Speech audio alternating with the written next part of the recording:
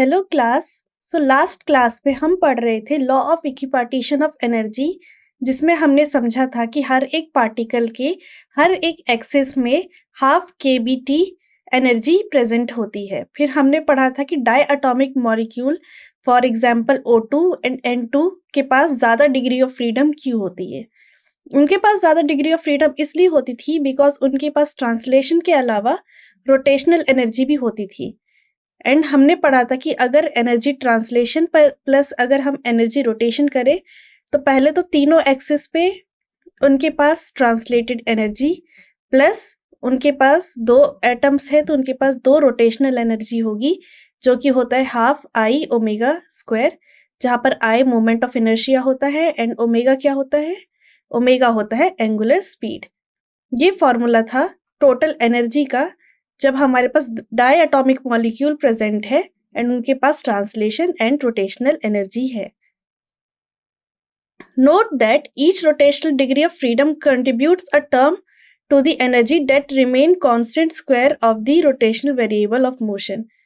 यहाँ पर ये लाइन कही गई कि जितनी भी रोटेशनल एनर्जी होती है, जैसे कि ट्रांसलेशन एनर्जी होती थी वो वेलोसिटी के स्क्वायर के डायरेक्टली प्रोपोर्शनल होती है, ऐसी जो रोटेशनल एनर्जी होती है वो डायरेक्टली प्रोपोर्शनल होती है एंगुलर स्पीड की या एंगुलर वेलोसिटी की। आगे चलते हैं। ये रहा डायग्रामेटिक रिप्रेजेंटेशन कि हमारे पास अगर दो ऑब्जेक्ट है तो वो कैसे रोटेट कर रहा होगा। एक इस एक्सिस पे रोटेट कर रहा है एंड एक इस एक्सिस पे रोटेट कर रहा है, जिसकी वजह से दो रोटेशनल एनर्जी हमारे को मिल रही है। आगे चलते हैं। We have assumed that O2 molecule is a rigid rotator. Rigid rotator मतलब कि वो मॉलिक्यूल जो ट्रांसलेट कर सकता है, रोटेट कर सकता है, बट वाइब्रेट नहीं करता है। वो मॉलिक्यूल जो वाइब्रेट नहीं करता है बट ट्रांसलेट कर सकता है एंड रोटेट कर सकता है, उसको रिजिड रोटेटर कहते हैं। और हमने अज्यूम कर रखा है कि ऑक्सीजन एक रिजिड रोटेटर है बिकॉज हमने उसकी ट्रांसलेशन एनर्जी की ही बात करी है एंड रोटेशनल एनर्जी की बात करी है। This assumption through found to be true. ठीक है, ये assumption ट्रू फाउंड होती है ऑक्सीजन के लिए पर हमेशा वैलिड नहीं होती है। ऑक्सीजन मॉलिक्यूल के लिए ये चीज करेक्ट है कि ऑक्सीजन मॉलिक्यूल एक रिजिड रोटेटर की तरह वर्क करता है, उसके पास ट्रांसलेशन एंड रोटेशनल एनर्जी है, उसके पास वाइब्रेशनल एनर्जी नहीं है। बट सारे टू डायटोमिक मॉलिक्यूल के लिए ये चीज हर टाइम ट्रू नहीं होती है। मॉलिक्यूल्स के पास वाइब्रेशनल एनर्जी भी होती है। तो molecule like carbon monoxide even at moderate temperature has mode of vibration. किसी नॉर्मल टेम्परेचर पर भी कार्बन मोनोऑक्साइड जैसे मॉलिक्यूल के पास ट्रांसलेशन रोटेशन के साथ वाइब्रेशनल मोड भी होता है। वाइब्रेशनल मोड का मतलब ये कि जो एटम होते हैं कार्बन एंड ऑक्सीजन, वो अपने मीन पोजीशन पे एक डायमेंशन पे वाइब्रेट कर रहे होते हैं।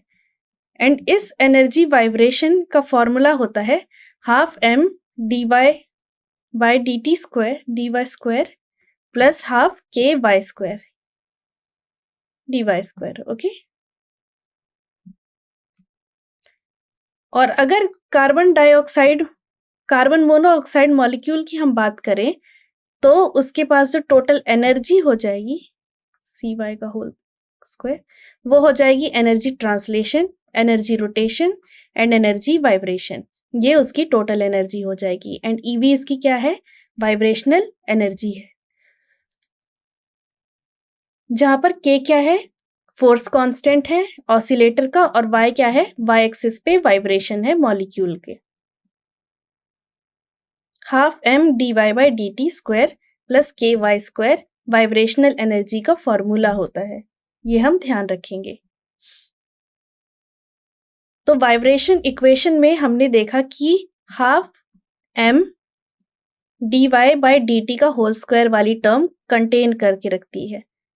Okay, contain square term vibrational variable of motion of y and dy by dt square and half k y square भी एग्जिस्ट कर रहा था। तो इसके पास हमारे पास dy बाय dt टर्म है एंड एक y टर्म है। इस पॉइंट पे हम एक इम्पॉर्टेंट फीचर नोटिस करेंगे जो हमने इक्वेशन लिखी थी energy translation plus energy vibration plus energy rotation कि इन सब की जो डिग्री ऑफ फ्रीडम है वो कंट्रीब्यूट करते हैं खाली एक स्क्वायर टर्म। सारी इक्वेशन में हर एक एक्सिस पे कोई एक स्क्वायर टर्म ही एग्जिस्ट करती है, तो डिग्री ऑफ फ्रीडम वाइब्रेशन वाली में खाली ये half K Y square term ही कंट्रीब्यूट करेगी। ठीक है, तो ये वाली जो टर्म है हाफ के वाई स्क्वायर, ये पोटेंशियल एनर्जी की तरह एक्ट करेगा, and half M D Y by D T का होल स्क्वायर ये काइनेटिक एनर्जी की तरह एक्ट करेगा। तो ये वाइब्रेशनल एनर्जी का फीचर है। आगे चलते हैं। जो क्वाड्रेटिक टर्म आती है एनर्जी के इक्वेशन में, उसका मतलब ये है कि उतनी एनर्जी एब्जॉर्ब कर रहा है मॉलिक्यूल, उस टाइप की एनर्जी एब्जॉर्ब कर सकता है कोई भी molecule. We have seen that in thermal equilibrium at absolute temperature T, हमने चेक किया था कि अगर थर्मल इक्विलिब्रियम बन रखा है किसी एब्सोल्यूट टेम्परेचर T में, तो हर एक ट्रांसलेशन मोड के पास जो एवरेज एनर्जी होती है half M V X square equals to average energy of half M V Y square, average energy of half M V Z square किसके इक्वल होती है? हाफ केबीटी के इक्वल होती है। ये हमने जान लिया है। The most elegant principle of classical statistical mechanics state that this is so far each mode of energy. तो एक बहुत ही अच्छा इक्वेशन है जिसका हम प्रूव नहीं करेंगे, बट हम इसके बारे में जान लेते हैं कि जो काइनेटिक थ्योरी ऑफ गैसेस हम पढ़ रहे हैं ये थर्मोडायनेमिक्स का ही पार्ट है, एंड थर्मोडायनेमिक्स की पैरेलली एक और फिजिक्स की ब्रांच चलती है जिसको स्टैटिस्टिकल मैकेनिक्स कहते हैं। एंड स्टैटिस्टिकल मैकेनिक्स में ये जो फॉर्मूला है कि एवरेज किसी भी टाइप की एनर्जी का एवरेज हाफ केबीटी के इक्वल आता है, ये हर चीज पे एप्लीकेबल है, ट्रांसलेशन पे भी, रोटेशनल पे भी एंड वाइब्रेशनल पे भी। तो इस टाइप के क्वेश्चन आपके पास एग्जाम में आ सकते हैं कि कोई भी टाइप की आपको एनर्जी दे दी है जिसमें ट्रांसलेशन, वाइब्रेशनल एंड रोटेशनल दे रखी है, एंड उसका एवरेज फाइंड करने को कहा गया है, तो आप सिंपली उसका आंसर बिना कुछ कैलकुलेशन करे हाफ केबीटी लिख सकते हैं। ध्यान रखना है कि कितनी एक्सेस की बात करनी है बस। ओके, 1 डायमेंशन है तो 1, 2 डायमेंशन है तो इस जगह 2 आ जाएगा, एंड 3 डायमेंशन है तो 3/2 केबीटी आ जाएगा। That is, in equilibrium, total energy is equal to the distribution in all possible energy mode. तो इसका मतलब ये कि जब भी कोई बॉडी थर्मल इक्विलिब्रियम में होती है, उसकी जो टोटल एनर्जी होती है वो किसके सम के इक्वल हो जाती है? कौन कौन से हमारे पास एनर्जी मोड है, एंड हम हर एनर्जी मोड को हाफ केबीटी एनर्जी दे देते हैं, एंड इसी चीज को कि हर टाइप के एनर्जी मोड को half KBT average energy provide करना, इसी को ही बोलते हैं law of equipartition of energy. ठीक है, तो ट्रांसलेशन, रोटेशन और वाइब्रेशन सबके पास हाफ केबीटी एनर्जी होता है, एंड बिकॉज वाइब्रेशन के पास 2 टाइप की फ्रीक्वेंसी होती है, बिकॉज वाइब्रेट मॉलिक्यूल तभी करता है जब ऊपर नीचे वो मोशन में आता है, तो उसके पास 2 एनर्जी होगी, एक इस डायरेक्शन में, एक इस डायरेक्शन में। तो हमेशा याद रखना कि वाइब्रेशन की एनर्जी केबीटी होती है। तो आपको क्वेश्चन दे दिया जाएगा कि आपके पास एक एनर्जी ट्रांसलेशन है, एक एनर्जी वाइब्रेशन है और एक एनर्जी रोटेशन है, तो टोटल एवरेज एनर्जी कितनी होगी? तो याद रखना, अगर सब 1 डायमेंशन में बात कर रहे हैं तो ट्रांसलेशन एनर्जी हाफ केबीटी हो जाएगी, रोटेशनल एनर्जी हाफ केबीटी हो जाएगी, बट जो वाइब्रेशनल एनर्जी होगी वो केबीटी होगी। इस चीज का हमें ध्यान रखना है। ओके, तो टोटल आंसर क्या हो जाएगा? 2 केबीटी। ये इस चीज का करेक्ट आंसर होगा, एवरेज एनर्जी। तो इस चीज का हम ध्यान रखेंगे कि वाइब्रेशन के पास केबीटी एनर्जी होती है बिकॉज 2 डायरेक्शन में वाइब्रेट हो रहा होता है, या फिर वाइब्रेशन के पास काइनेटिक एंड पोटेंशियल एनर्जी दोनों होती है, इसीलिए वो केबीटी होता है, बाकी सब हाफ केबीटी होते हैं। तो ये बहुत ज्यादा ही इंपॉर्टेंट पॉइंट था। इक्विपार्टीशन से एनर्जी से अगर कोई क्वेश्चन आता है तो वो इसी चीज पे बेस्ड होता है। ओके, कोई मॉलिक्यूल दे दिया जाता है और इस पे हम कहते हैं कि उसके पास इतना ट्रांसलेशन मोशन है, इतना रोटेशन मोशन है, इतना वाइब्रेशन मोशन है, एंड हमें कैलकुलेट करके दिखाना होता है कि एवरेज एनर्जी कितना होता है। तो हमेशा ध्यान रखना है हर एक एक्सिस पे हाफ kBt, बट वाइब्रेशनल के लिए kBt बस। एंड यहीं से ही काइनेटिक थ्योरी से मैक्सिमम क्वेश्चन आते हैं। तो आगे चलते हैं अब। तो जो प्रूफ है law of equipartition of energy का, वो मैं नहीं करा रही हूँ, बिकॉज उसके लिए आपको स्टैटिस्टिकल मैकेनिक्स की रिक्वायरमेंट होती है, जो कि हमारे सिलेबस का पार्ट नहीं है। तो हमें सिर्फ फॉर्मूला पता होना चाहिए। अब हम क्या करेंगे, एक नया टॉपिक शुरू करने जाएंगे, जो हमने थर्मोडायनेमिक्स में भी पढ़ा था, थर्मल प्रॉपर्टी ऑफ मैटर में भी पढ़ा था, स्पेसिफिक हीट, एंड उसका काइनेटिक थ्योरी में कैसे यूज है, अब हम उसको समझेंगे। Law of equipartition of energy यहाँ पर कंप्लीट होता है। तो आगे चलते हैं एंड हम समझते हैं कि स्पेसिफिक हीट कैपेसिटी क्या होती है। वैसे हमने इसकी definition thermal property of matter में पढ़ी थी कि अगर किसी 1 kg ऑफ सब्सटेंस का टेम्परेचर 1 केल्विन से बढ़ा देना है, तो उसको स्पेसिफिक हीट कैपेसिटी कहते हैं। वैसे हमने उसमें पढ़ा था कि हीट कैपेसिटी क्या होती है, रिमाइंड कराने के लिए, delta Q by delta T. Specific heat capacity जिसे स्मॉल एस से लिख रहे थे, वो था delta Q divided by mass into delta T. Okay, तो अगर मास एसआई यूनिट्स मिले 1 kg है एंड टेम्परेचर की एसआई यूनिट्स मिले 1 केल्विन है, तो कितना हीट हमें देना चाहिए किसी ऑब्जेक्ट को जिसके पास मास 1 kg है एंड जिसका टेम्परेचर 1 डिग्री से इंक्रीज हो जाए। ठीक है, कितना हमें हीट प्रोवाइड करना है 1 kg ऑफ सब्सटेंस को कि उसका टेम्परेचर 1 केल्विन से इंक्रीज हो जाए, उसी को ही बोलते हैं स्पेसिफिक हीट कैपेसिटी। अगर इसकी एसआई यूनिट की बात करें, मैं यहाँ पर फिर से उसका फॉर्मूला लिख देती हूँ। Small S is equals to 1/m delta Q divided by delta T. Q हमारा हीट है, तो हीट की यूनिट क्या है, जूल, मास की यूनिट केजी एंड टेम्परेचर की यूनिट केल्विन। तो स्पेसिफिक हीट जिसे एस एंड इस चैप्टर में हम सी से रिप्रेजेंट कर रहे होंगे, वो किसके इक्वल हो जाएगा, 1/m delta Q by delta T, and उसका ऐसा यूनिट हो जाएगा जूल पर KG kelvin. Okay, specific heat capacity depend करता है, क्योंकि हम नहीं जानते कि डिफरेंट ऑब्जेक्ट, जैसे कि मैंने थर्मल प्रॉपर्टी ऑफ मैटर में भी एग्जांपल दिया था कि 1 किलो का अगर हमारे पास आयरन का एक रॉड है एंड सेम 1 kg का एल्युमिनियम का हमारे पास रॉड है, तो अगर हमें 1 डिग्री टेम्परेचर प्रोवाइड करना है, तो हमें आयरन रॉड पे ज़्यादा टेम्परेचर प्रोवाइड करना पड़ेगा एंड एल्युमिनियम रॉड पे कम टेम्परेचर प्रोवाइड करना पड़ेगा। उसका रीज़न ये था कि जो एल्युमिनियम के इंटरमोलिकुलर डिस्टेंस होता है पार्टिकल्स के बीच में, वो थोड़ा दूर होता है एंड आयरन के केस में बहुत पास होता है। तो 1 डिग्री टेम्परेचर बढ़ाना 1 किलो ऑफ सब्सटेंस के लिए, वो स्पेसिफिक हीट की डेफिनेशन में आता है। But specific heat generally depend करता है कि मॉलिक्यूल का स्ट्रक्चर क्या है, ठीक है, कौन कौन से एलिमेंट से मिलके वो मटेरियल बना हुआ है। ओके, एंड टेम्परेचर पे तो डिपेंड करता है ही। तो स्पेसिफिक हीट इन सब चीज़ों पे डिपेंड करता है, chemical composition, molecular structure and temperature. Okay, तो ये था about definition of specific heat. हम स्पेसिफिक हीट पढ़ते पढ़ते अपने लास्ट टॉपिक पे पहुंच जाएंगे, which is mean free path. तो स्पेसिफिक हीट को बहुत अच्छे से समझते हैं। सो आगे चलते हैं। अब स्पेसिफिक हीट का फॉर्मूला, जैसे कि मैंने बताया था कि उस चैप्टर में स्पेसिफिक हीट को एस से रिप्रेजेंट करते हैं। काइनेटिक थ्योरी में हम स्पेसिफिक हीट को स्मॉल सी से रिप्रेजेंट कर रहे होंगे।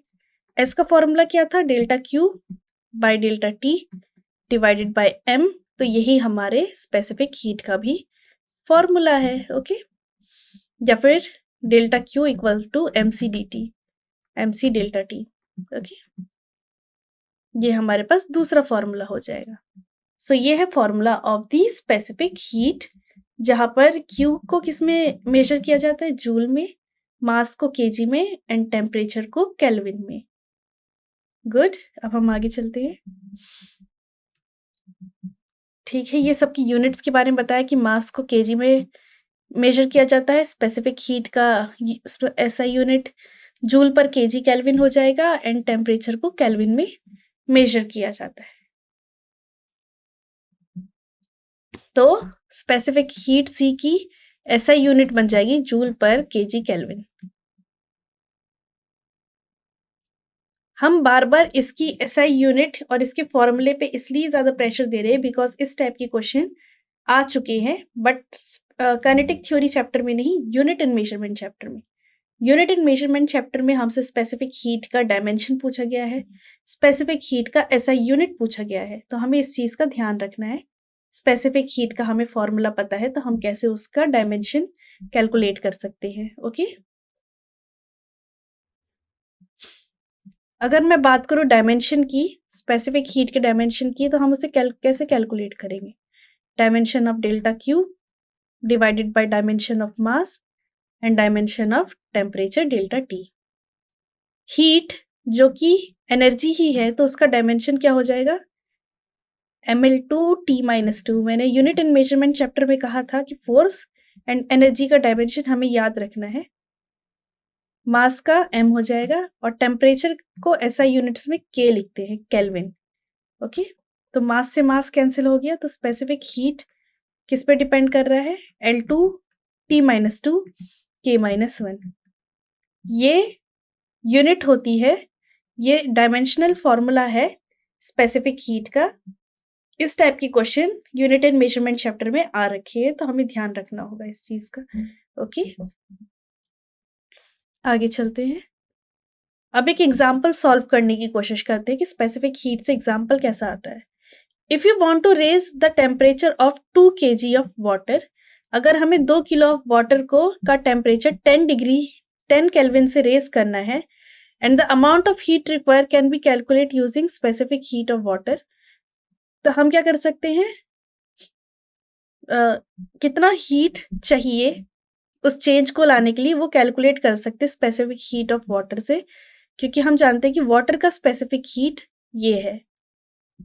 याद कीजिए, हमने थर्मोडायनेमिक्स चैप्टर में समझा था कि वाटर का स्पेसिफिक हीट कैसे कैलकुलेट किया जाता है।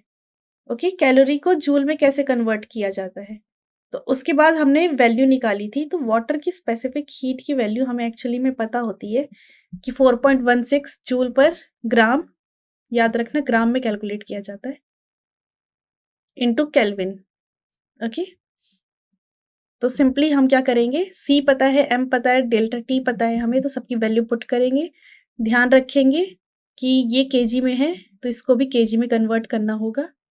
ओके, एंड देन सिंप्लीफाई करेंगे। सो इसको सिंप्लीफाई करेंगे तो हमारा आंसर आ जाएगा। आगे चलते हैं। अब हम स्पेसिफिक हीट रेशो के बारे में हमने पढ़ा था एंड मेयर्स फॉर्मूला भी पढ़ा था। उन दोनों की हेल्प से क्या होता है कि अलग अलग गामास की हम वैल्यू निकाल सकते हैं। गामा आपको याद होगा कि इसके इक्वल था CP/CV के इक्वल था एंड मेयर फॉर्मूले से CP-CV R के इक्वल था। ओके, तो अब हम क्या कर रहे हैं, इस गामा का रेशो कैलकुलेट करने की कोशिश करेंगे डिफरेंट टाइप की गैसेस की। मैंने बताया था कि गामा किस पे डिपेंड करता है। गामा डिपेंड करता है कि गैस मोनोएटॉमिक है, डायएटॉमिक है, पॉलीएटॉमिक है। ओके, तो सबसे पहले हम मोनोएटॉमिक गैसेस पे आ जाते हैं। मोनोएटॉमिक गैस का केस ले लेते हैं।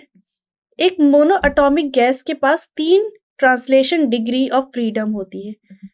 ओके, क्योंकि वो जो मोनोएटॉमिक गैस है वो X axis, Y axis, Z axis तीनों में फ्रीली मूव कर सकती है, तो उसका जो एवरेज एनर्जी का फॉर्मूला होगा वो 3/2 kBT होगा।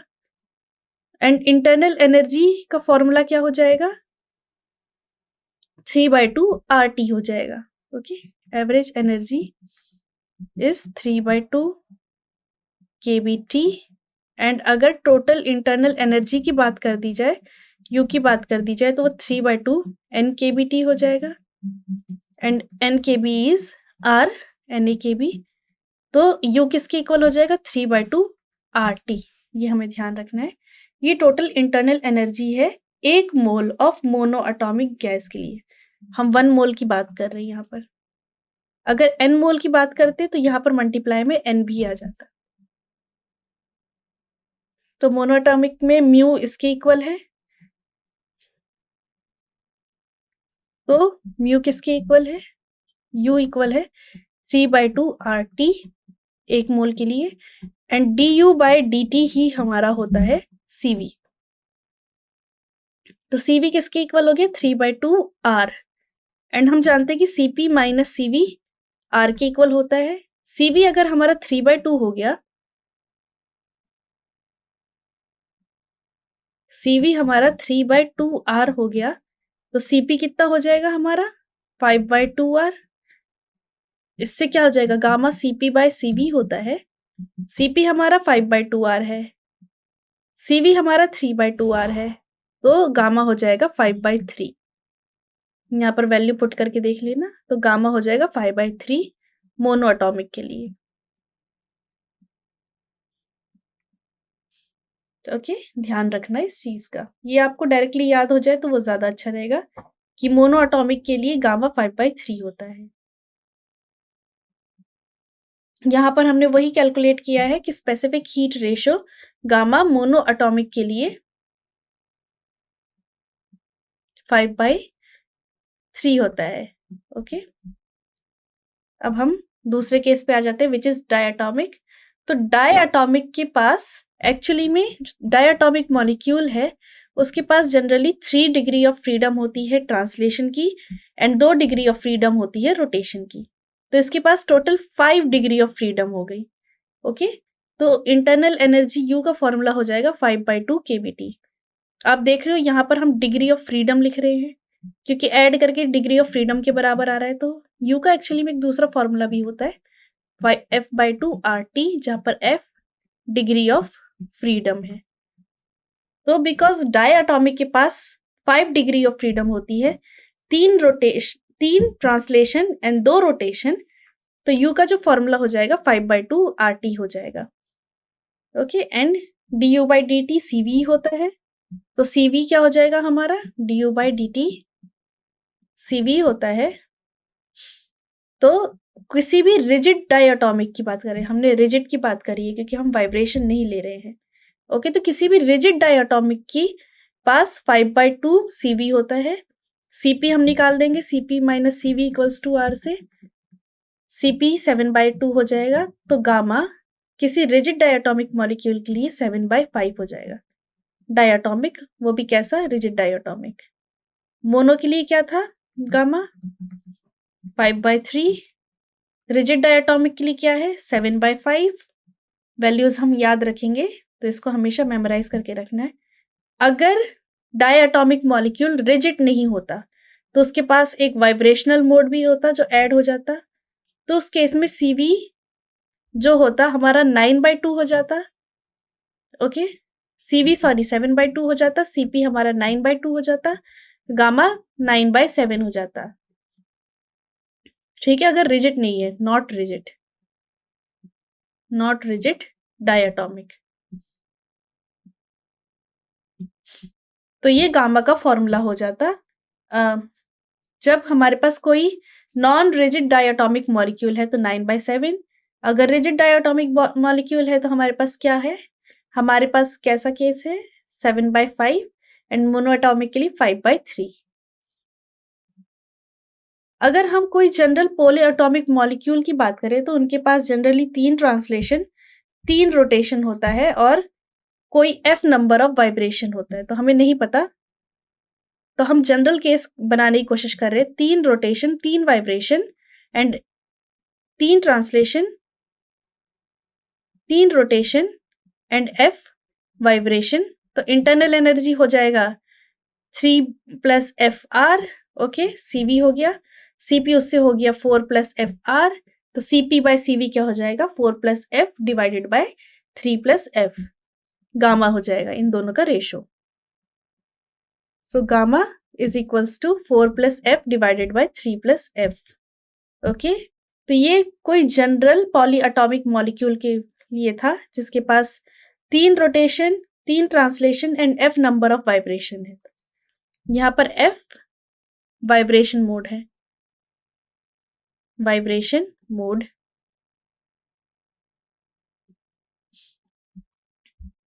आगे चलते हैं। अब स्पेसिफिक हीट कैपेसिटी के बारे में बात करते हैं सॉलिड्स में। तो हम डिटरमाइन कर सकते हैं सॉलिड की स्पेसिफिक हीट कैसे, law of equipartition of energy को समझ के। हम कंसीडर कर रहे हैं कि कोई सॉलिड है जिसके पास n एटम्स है और ई सब अपने मीन पोजीशन पे वाइब्रेट कर रहे हैं। n एटम्स है, मीन पोजीशन में वाइब्रेट कर रहे हैं, तो हर एक एटम के पास केबीटी एनर्जी होगी। वन डायमेंशन में हर एक एटम के पास केबीटी वाइब्रेशनल एनर्जी होगी।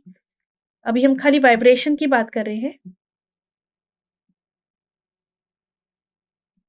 तो 3 डायमेंशन में उसके पास होगी 3 केबीटी वाइब्रेशनल एनर्जी। इतना हमें क्लियर है? यस, हमें क्लियर है। और कोई सॉलिड जिसका टोटल नंबर Na के बराबर है, तो टोटल किसके इक्वल हो जाएगा? 3RT के इक्वल हो जाएगा। और अगर किसी कांस्टेंट प्रेशर पे अगर हमने हीट कैलकुलेट करने की कोशिश करी, वो इक्वल हो जाएगा del U plus P del V। And because volume में कोई चेंज नहीं आ रहा है, तो ये टर्म 0 हो जाएगी। तो dQ इक्वल हो जाएगा, del Q इक्वल हो जाएगा del U के। एंड हमारे पास del U क्या है? 3RT। तो del Q क्या हो जाएगा? 3RT, 3R delta T। And delta T से डेल्टा T कैंसिल, C हमारे पास आ गया 3R। तो किसी सॉलिड में उसके पास ट्रांसलेशन एंड रोटेशनल एनर्जी तो होगी नहीं, उसके पास सिर्फ वाइब्रेशनल एनर्जी होगी। वन डायमेंशन में वाइब्रेशनल एनर्जी केबीटी होती है। 3 डायमेंशन में वाइब्रेशन एनर्जी क्या हो जाएगी? 3 केबीटी। एंड यही हमारी किसके इक्वल होगी? इंटरनल एनर्जी के इक्वल होगी। फिर हमने फर्स्ट लॉ ऑफ थर्मोडायनेमिक्स से पता किया कि delta Q delta U plus P delta V के बराबर होता है। किसी कांस्टेंट प्रेशर पे वॉल्यूम चेंज नहीं हो रहा है, तो ये टर्म 0 हो गई इस केस में। And delta Q delta U के बराबर हो गया। एंड हमने C के फॉर्मूले से C की वैल्यू फाइंड कर ली, विच इज 3R। तो किसी सॉलिड में की स्पेसिफिक हीट कैपेसिटी 3R की इक्वल होती है। एंड हमने एक टेबल बनाएंगे अभी एंड उससे चेक करेंगे। ये रही वो टेबल। ये टेबल मैंने आपको पहले भी दिखाई है कि सबकी जो स्पेसिफिक हीट कैपेसिटी है वो ऑलमोस्ट 3R की ही इक्वल होती है, जहां पर R की वैल्यू अप्रोक्सीमेटली 8.3 होता है, बस कार्बन को छोड़ के। कार्बन एक एक्सेप्शन केस है, बाकी सब एलिमेंट्स को देखो तो ऑलमोस्ट 3R की इक्वल है। तो जो हमने कैलकुलेशन करी है आइडियल गैस के लिए कि C इक्वल्स टू 3R होती है फॉर सॉलिड, वो ऑलमोस्ट ट्रू है। तो क्वेश्चन आ सकता है कि कौन सा एलिमेंट है जो इस प्रॉपर्टी को शो नहीं करता है? And the correct answer is carbon. Carbon ये 3R प्रॉपर्टी को शो नहीं करता है। अब हम यहाँ का लास्ट टॉपिक समझने जा रहे हैं, which is mean free path. तो यहाँ पर हमारा स्पेसिफिक हीट कैपेसिटी कंप्लीट होता है। हमें सिर्फ स्पेसिफिक हीट कैपेसिटी टॉपिक को इंट्रोड्यूस करना पड़ेगा, ताकि हम सॉलिड में कितनी एनर्जी है, उसकी इंटरनल एनर्जी क्या है एंड उसकी स्पेसिफिक हीट क्या होती है, हीट कैपेसिटी क्या होती है, उसको कैलकुलेट कर सके। अब हम एक लास्ट टॉपिक समझने जा रहे हैं, which is mean free path. इसका एक फॉर्मूला होता है, वो आपको ध्यान में रखना है। उससे रिलेटेड एक क्वेश्चन जरूर आ जाता है एग्जाम में। तो molecule in a guys have rather large speed of the order of speed of sound. जो कि गैस के मॉलिक्यूल्स होते हैं वो हर टाइम रैंडम मोशन में होते हैं, एंड इनकी जो स्पीड होती है वो बहुत ज्यादा होती है, ऑलमोस्ट साउंड की स्पीड के बराबर होती है। Yet a gas leak from the cylinder in the kitchen take place considerable time to diffuse to the other corner of the room. लेकिन अगर देखा जाए किसी रूम के कोने में अगर हमने परफ्यूम या सिलेंडर को ओपन कर दिया, तो इसके जो गैस मॉलिक्यूल है इस कॉर्नर तक पहुंचते पहुंचते बहुत ज्यादा टाइम ले लेंगे। The top of a cloud of smoke hold together for an hour. जो क्लाउड्स होते हैं वो भी क्या गैस मॉलिक्यूल के इकट्ठा होने से बने होते हैं। तो ये जो स्मोक होता है क्लाउड के ऊपर, वो भी बहुत घंटे तक अपने आसपास रहना चाहता है। तो यहाँ पर क्वेश्चन ये होता है कि हम जानते हैं कि गैस के जो मॉलिक्यूल्स होते हैं उनकी जो स्पीड होती है वो साउंड की स्पीड के बराबर होती है, बट उनको डिफ्यूज होने में, बिखरने में इतना ज्यादा टाइम क्यों लग रहा है? तो ये इसलिए होता है क्योंकि जो मॉलिक्यूल होते हैं गैस के वो फाइनाइट होते हैं। ठीक है, एंड वो हमेशा बाउंड होते हैं और हर टाइम एक दूसरे से कोलाइड कर रहे होते हैं, उनका साइज फाइनाइट होता है एंड वो हर टाइम कोलाइड कर रहे होते हैं, इसलिए वो इतना ज्यादा डिफ्यूज नहीं हो पाते हैं। ओके, तो एक आइडियल गैस लेते हैं, ये कंटेनर है जिसके में एक गैस है जिसका कंप्लीटली डायमीटर d है एंड वो अपने से d/2 डिस्टेंस पे, अगर ये डिस्टेंस d/2 है, वहां पर एक और मॉलिक्यूल है, ठीक है, उससे जाके टकराना है उसको। अगर हम यहां से लेकर यहां तक उसकी जो डिस्टेंस है उसको average velocity into delta T, because average velocity किसकी इक्वल होती, change in distance divided by change in time, and अगर ये डिस्टेंस डेल्टा एक्स है तो डेल्टा एक्स इक्वल हो जाएगा इसकी वेलोसिटी, जो कि जिसे हम वी एवरेज कह रहे हैं, इनटू डेल्टा टी। तो हमें ये डिस्टेंस पता चल गई, ये डायमीटर हमें पता है एंड ये इससे जाके टकराने वाला है, कोलाइड होने वाले हैं ये दोनों गैस मॉलिक्यूल्स। ओके, तो जो एवरेज डिस्टेंस होगी दो कोलिजन के बीच में, उसको बोलते हैं हम मीन फ्री पाथ। एंड अगर ये दो कोलिजन के बीच की डिस्टेंस L है दो गैस मॉलिक्यूल की, तो इस L का जो फॉर्मूला होता है that is 1/√2n πd²। Okay, ये जो फॉर्मूला है यही मीन फ्री पाथ का फॉर्मूला है, इसके डेरिवेशन पे हमें नहीं जाना है, हम बस ये जानते हैं कि दो गैस के मॉलिक्यूल एक दूसरे के साथ हमेशा कोलाइड करते हैं एंड अगर सारे के सारे गैस मॉलिक्यूल की एवरेज वेलोसिटी v बार है तो दो डिस्टेंस कोलिजन से पहले दो गैस मॉलिक्यूल के बीच के डिस्टेंस को मीन फ्री पाथ कहा जाता है एंड अगर वो दोनों डिस्टेंस L के इक्वल है तो L का फॉर्मूला हो जाता है 1/√2n πd², जहां पर d क्या है, डायमीटर है गैस मॉलिक्यूल का, okay, n number of gas molecules है। सो ये फॉर्मूला है मीन फ्री पाथ का। जनरली हमने देखा गया है कि एट STP L की जो वैल्यू होती है वो अप्रोक्सीमेटली 1500 टाइम्स ऑफ डायमीटर होती है, ये हमने STP टेम्परेचर में एक्सपेरिमेंटली देखा है, बट हमें ये फॉर्मूला ध्यान में रखना है। ओके, अगर हमें एस्टिमेट करना पड़ गया mean free path water molecule का, अगर उनके टेम्परेचर 373 केल्विन पे है, तो आप देखोगे कि इस फॉर्मूले में कहीं टेम्परेचर है नहीं, तो इसको कैसे कैलकुलेट करेंगे, तो उसका जो रिलेशन है वो n में छुपा हुआ है। n क्या है, n एक नंबर डेंसिटी है, सो नंबर डेंसिटी है तो ये क्या होगा, टेम्परेचर का रेशो भी होगा। एंड हम क्या करेंगे, n हमें पता चल गया, डायमीटर d पता चल गया, तो हम क्या करेंगे, मीन फ्री पाथ को कैलकुलेट कर सकते हैं।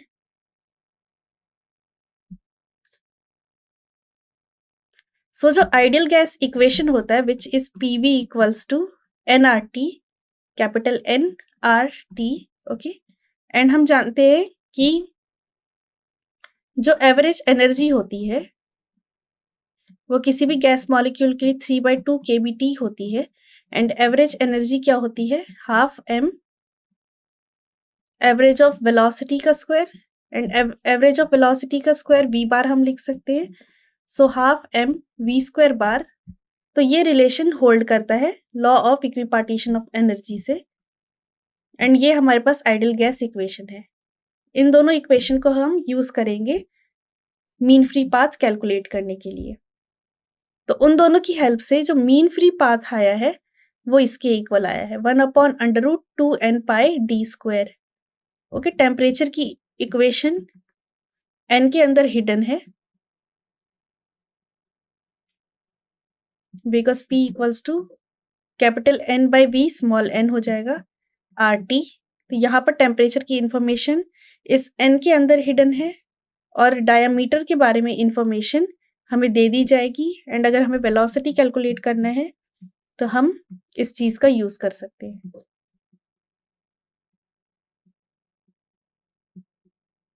एंड इस फॉर्मूले के साथ हमारा chapter kinetic theory of gas complete होता है। काइनेटिक थ्योरी ऑफ गैस में हमने गैस के बिहेवियर के बारे में पढ़ा था। हमने आइडियल गैस, किसी रियल गैस को आइडियल गैस में कैसे कन्वर्ट किया जाए, हमने उसके बारे में पढ़ा। इस चैप्टर में हमने mainly law of equipartition of energy पे फोकस किया, बिकॉज सबसे ज़्यादा क्वेश्चन उसी टॉपिक से आते हैं। फिर उसके बाद हमने स्पेसिफिक हीट कैपेसिटी के बारे में पढ़ा एंड हमने CP/CV के रेशो के बारे में पढ़ा। मोनोएटॉमिक के लिए, डायटोमिक के लिए एंड डायटोमिक के लिए भी 2 केसेस हमने पढ़े। अगर रिजिड है तो क्या होगा गामा की वैल्यू, एंड नहीं है तो गामा की वैल्यू क्या होगा, एंड जनरल केस लिया हमने पॉलीएटॉमिक मॉलिक्यूल का। मोनो के लिए जो रेशो आ रहा था दैट इज 5/3, डायटोमिक अगर रिजिड है तो 7/5, डायटोमिक अगर रिजिड नहीं है तो 9/7, एंड पॉलीएटॉमिक के लिए 4+F डिवाइडेड बाय 3+F, जहां पर F उसके नंबर ऑफ वाइब्रेशन मोड थे। एंड हमने जो लास्ट फॉर्मूला पढ़ा that is of mean free path, जो कि इक्वल होता है 1/√2 n pi d²। एंड अब हमारा ये चैप्टर कंप्लीट हो जाता है। So kinetic theory of gas chapter यहाँ पर कंप्लीट हो चुका है। आई होप आपको ये चैप्टर क्लियर होगा। अब हम नेक्स्ट क्लास में मिलते हैं। Thank you.